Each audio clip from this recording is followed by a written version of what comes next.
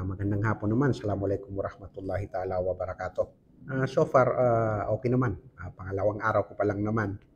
So, medyo nagiging busy. Gusto nating gawin kung ano man yung, nararapat na gawin ng, ating kapulisan. So far ang,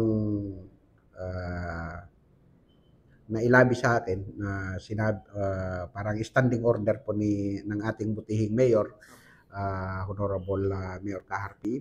Ang sabi po niya sa amin is kung paano masugpo yung lumalalang sitwasyon sa ipinagbabawal na gamot.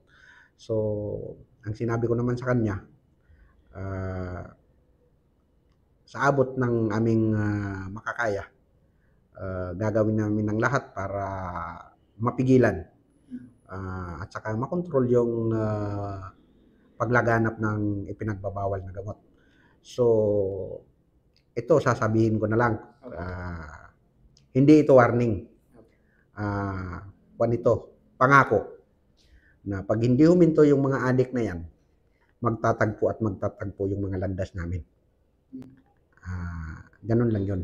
Sa ating mga kababayan, Assalamualaikum warahmatullahi taala wabarakatuh. Gusto ko lang po namang ipaabot sa ating mga kababayan na sana po ay makipag-cooperate sa ating kapulisan. Kung may mga nakikita kayo o nalalaman ng mga krimen, i-report na lang po natin sa kapulisan para po mabigyan ng kaukulang aksyon.